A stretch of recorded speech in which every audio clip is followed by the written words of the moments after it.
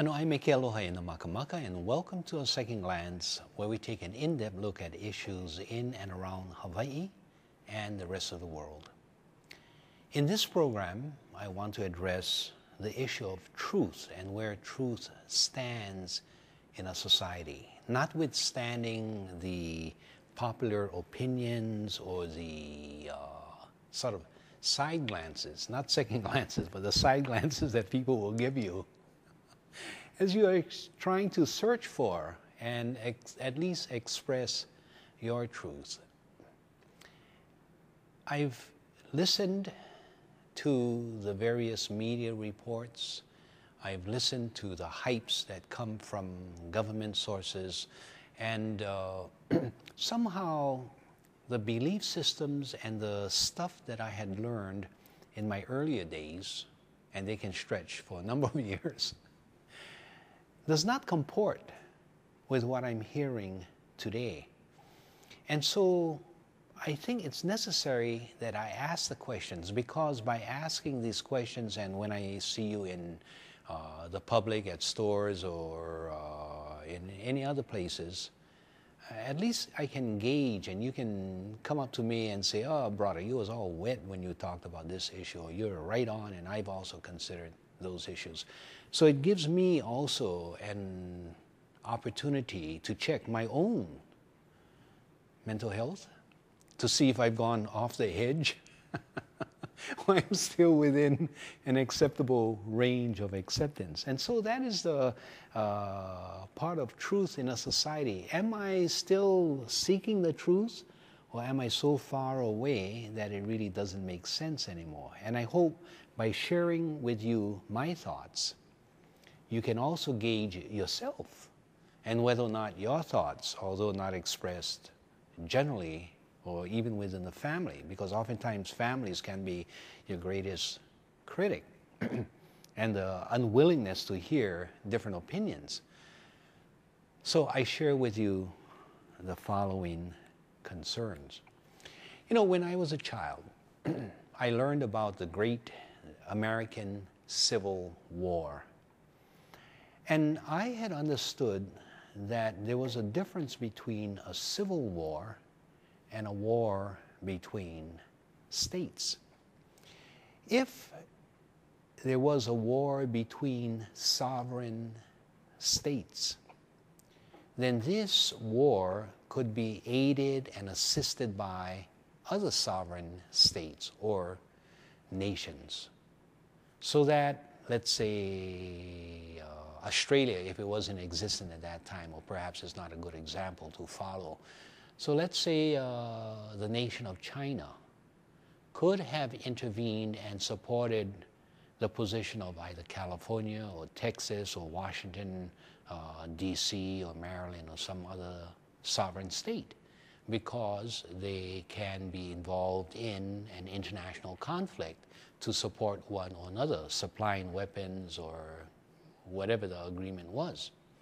If, however, that this is a civil war, that is a war within a nation state or a sovereign entity, and not a fight among sovereign states, then the law of the international law, the law of nations, is that other international bodies or organizational states cannot get involved in a civil war, because you need to leave that to that civil society.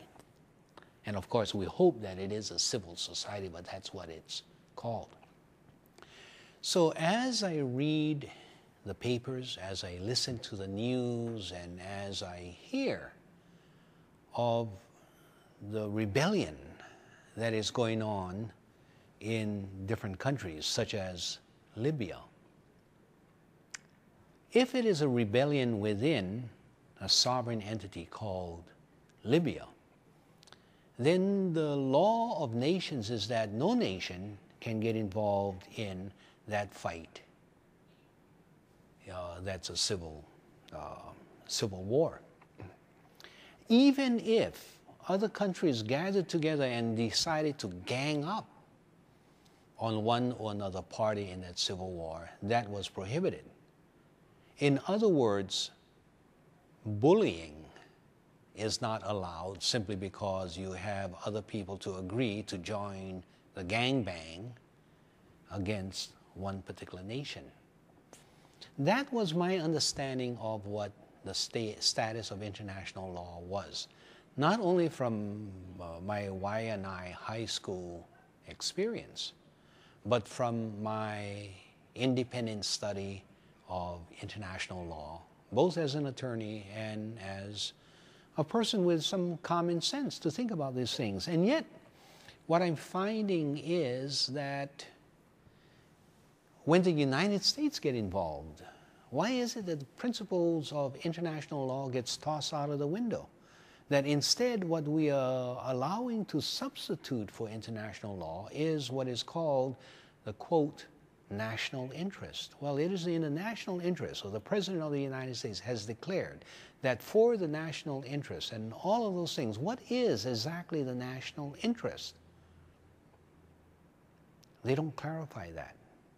They leave it there as if, well, you should know what the national interest is, and if you say, no, I don't, I'm ignorant, tell me, what is the national interest? And you find that those who are trying to answer it are just as ignorant or more ignorant than you, because you may have, in fact, some information. I think it's very important that we read, that we listen, that we go outside of the normal venues of the media to search for more information, especially with regards to this question. And it does not stop at this question.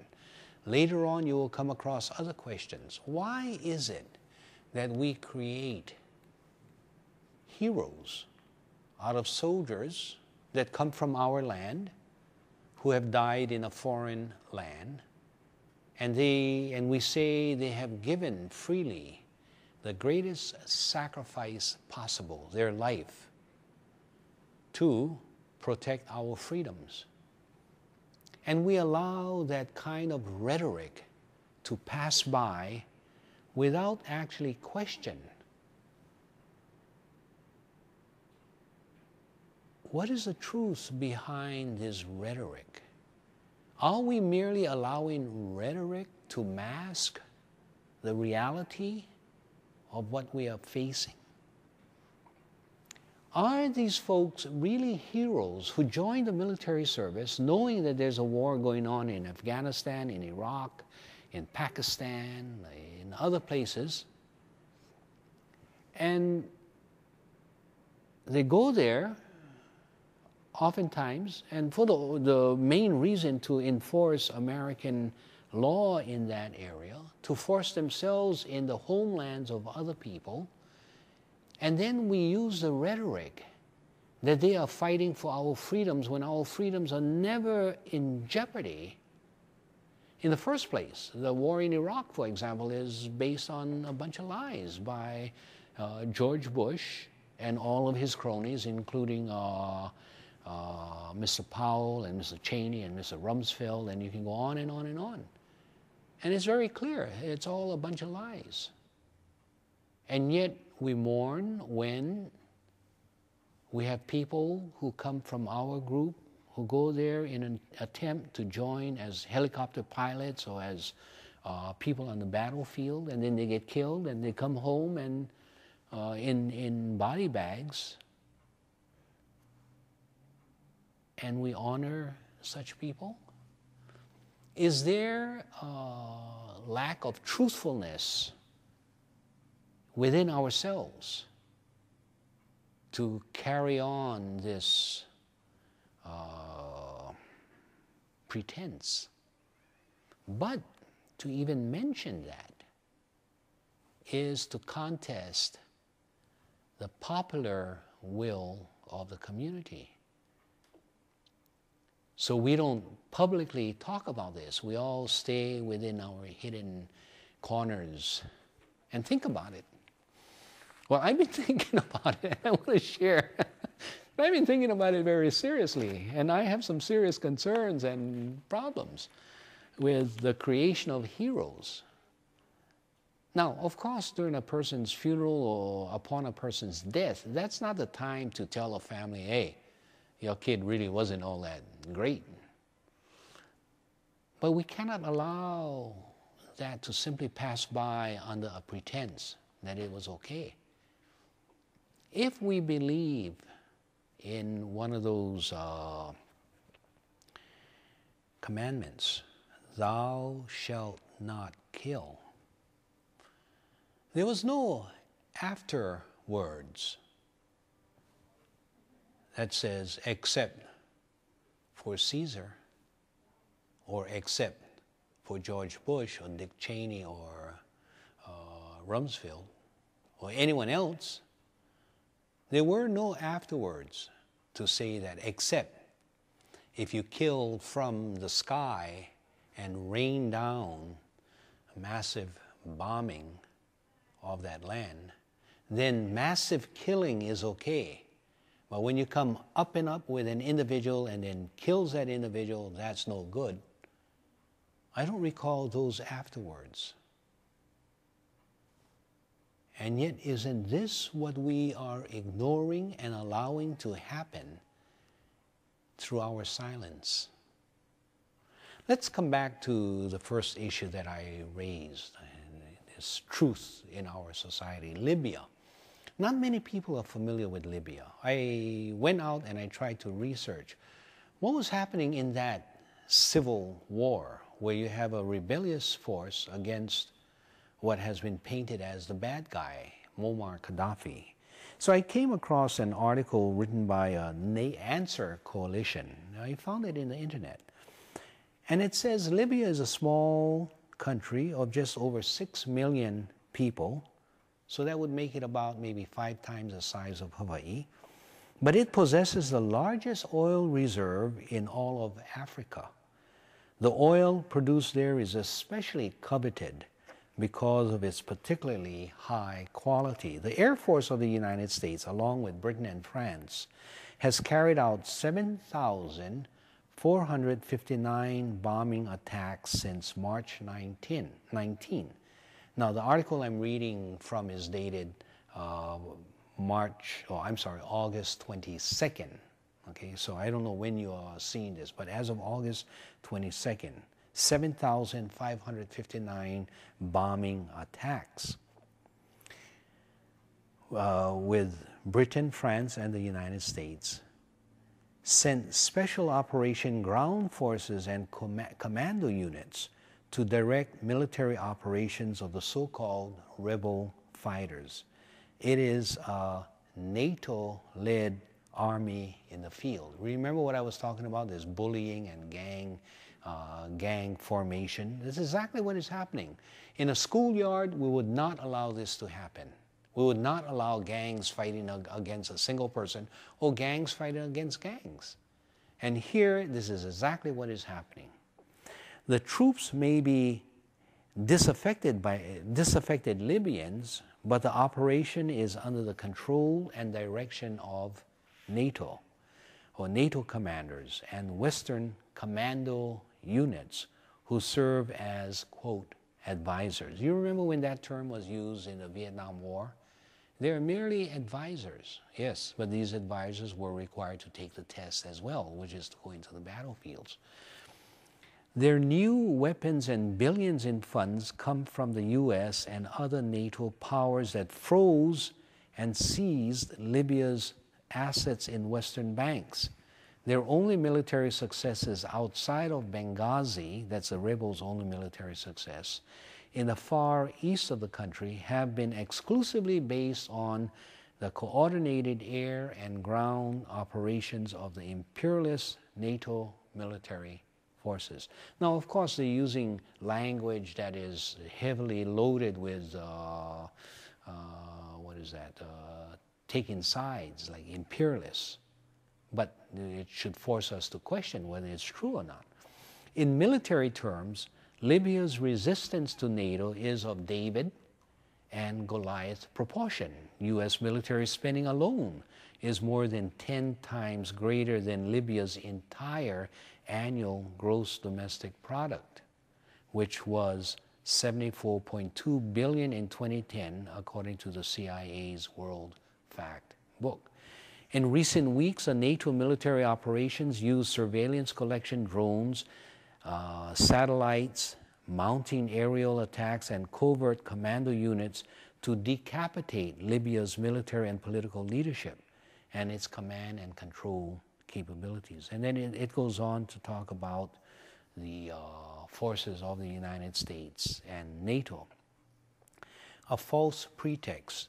The United States, United Kingdom, France, and Italy, now concentrate on Italy, please, targeted the Libyan government for overthrow or regime change. This is the same thing that they did in Hawaii in 1893. The first regime change, which was to remove Lili Okalani and set up a puppet government to give Hawaii to the United States, regime change. Not because these governments were worried about protecting civilians or to bring about a more democratic form of government in Libya. If that were the real motivation of the NATO powers, they could start the bombing of Saudi Arabia right away. There are no elections in Saudi Arabia. The monarchy does not even allow women to drive cars. By law, women must be fully covered in public or they will go to prison. Protests are rare in Saudi Arabia because any dissent is met with imprisonment, torture, and execution. And then they go on with regards to the Saudi government and its close relationship to the United States. And because of this willingness to cooperate with the United States, there's no intent to touch the Saudis. In fact, Ronald Reagan has said that the U.S. government will not permit revolution in Saudi Arabia. Okay. But let's take a look at Libya and imperialism. Libya, unlike Saudi Arabia, did have a revolution against its monarchy. As a result of the 1969 revolution led by Muammar Gaddafi, Libya was no longer in the sphere of influence of any imperialist economy or country. Libya had once been an impoverished colony of Italy, living under the boot heel of the fascist Mussolini. After the Allied victory in World War II, control of the country was formally transferred to the United Nations and Libya became independent in 1951, with authority vested in the monarch King Idris. But in actuality, Libya was controlled by the United States and Britain until 1969 revolution. One of the first acts of the 1969 revolution was to eliminate the vestiges of colonization or colonialism and foreign control. Not only were oil fields nationalized by Gaddafi, eliminated foreign military bases inside the country. What does it mean? He threw out all of the foreign bases, including the United States and Britain. In March of 1970, the Gaddafi government shut down two important British military bases in Tobruk and El Adim. He then became the Pentagon's enemy when he evicted the U.S. Willis Air Force Base near Tripoli that had been operated by the United States since 1945. Before the British military took control in 1943, the facility was a base operated by the Italians under Mussolini. Willis had been an important strategic air command, and many of you who have been in the Air Force remember SAC, Strategic Air Command base during the Cold War, housing B-52 bombers and other frontline Pentagon aircrafts that targeted the Soviet Union. Once under Libyan control, the Gaddafi government allowed Soviet military planes to access the airfield. In 1986, the Pentagon heavily bombed the base at the same time it bombed downtown Tripoli in an attempt to assassinate Gaddafi. The effort failed, but his 2-year-old daughter died along with scores of other civilians. You know what they say about assassination in international law? It's an international crime. The United States also goes along with the assassination being inappropriate. And here they go, trying to assassinate Muammar Gaddafi. The political and social and class orientation of the Libyan regime has gone through several stages in the last 4 decades. The government and ruling establishment reflected, and then they go on. I'm not going to read all of that. But I think what you get is a sense of the U.S. hatred for Gaddafi because Gaddafi has been willing to cut them off in terms of accessing oil in Libya, establishing military bases in Libya, and the simple refusal of Muammar Gaddafi to go along with the bidding of the United States. So what you read in the paper that this is a rebellion and the rebels have been successful and the rebels have overthrown Muammar Gaddafi is a lie. The American-led forces, NATO, has successfully overthrown Libya, and they are setting up their puppet government who are consisting of the rebels. The real question is, what is this puppet government going to become? Who are the rebels and what will their politics be? Of course, the expectation, because you have had CIA operatives along with the rebels, shoulder to shoulder with these rebels, and oftentimes directing the action in the takeover of Tripoli, that the CIA is very much invested in the new government that is going to be formed, and of course you can expect oil rights to be going to the United States, or not to the United States, but to countries that are supportive of the United States. Right now, there's no such thing really as an American company or a British company or a French company. These internationalist companies are or have their offices and their footprints all over the world. But naturally, the United States continue to protect them. What is the American national interest in this particular case? It's certainly not to advance the rebel cause. It is to advance the American cause, using the rebel as the cannon fodder to protect American self-interest.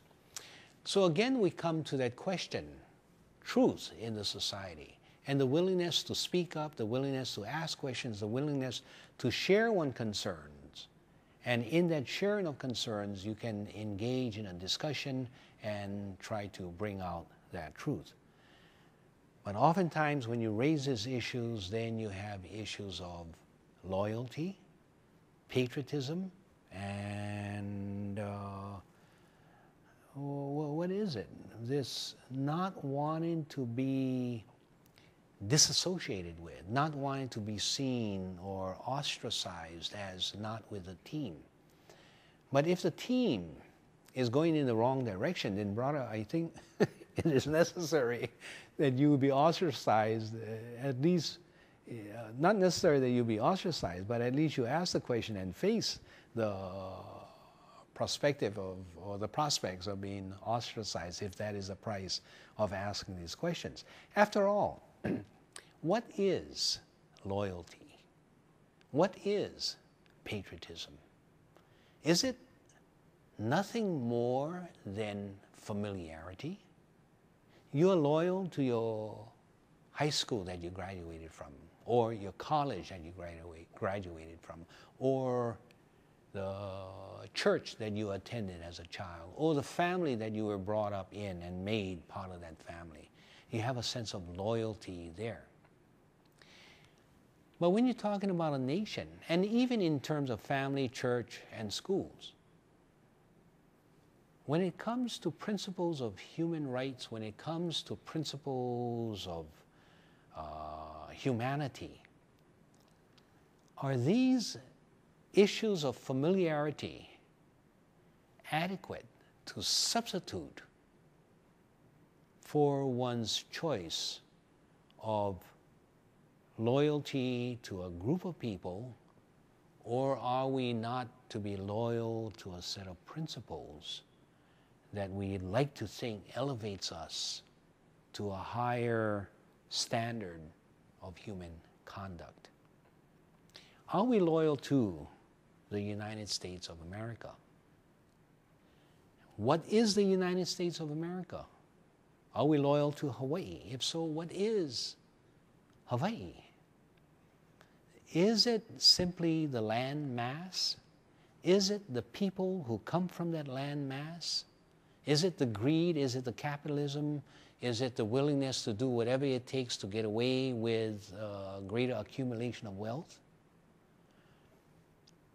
Or is it the founding principles of the integrity of all human beings, to be treated equally, to be respected, to have a fair chance at life, to have a voice in a participatory government? Until we gain that clarity and ask ourselves whether or not the actions that we are claiming that we are loyal to promotes one value or another value, then it's all talk. It's all rhetoric. Rhetoric without analysis is worthless. So when people raise issues of loyalty, allegiance, and any other words that they raise, ask yourself and ask them, what should I be loyal to? Tell me. Is it that flag? And if that flag does not stand for the principles that I had understood it is supposed to stand for, am I to elevate that object above the heartfelt principles that I was brought up to respect? Is the principles applicable only to the people that I grew up with? Or should we not apply the principles to the foreigner or the stranger or the child in a foreign land and other places? Am I to simply attribute my loyalty to a sense of favoritism? And if that is the case, look at how we have cheapened the concept of loyalty. No, loyalty, truth in our society must weigh for something far more than the way it is treated in our society today. I hope I have at least given you some thoughts to consider. Whether or not you agree or disagree with me is really irrelevant, but I would ask that you at least give some consideration to these matters. If not, we go along with the way society has been run and we are really not contributors to our Hawaii. Thank you for allowing me into your homes. Aloha Hawaii. Ahui ho. Kaulana nā pua o Hawaii, Pupa'a mahope o ka aina, Iki mai ka elele o ka loko i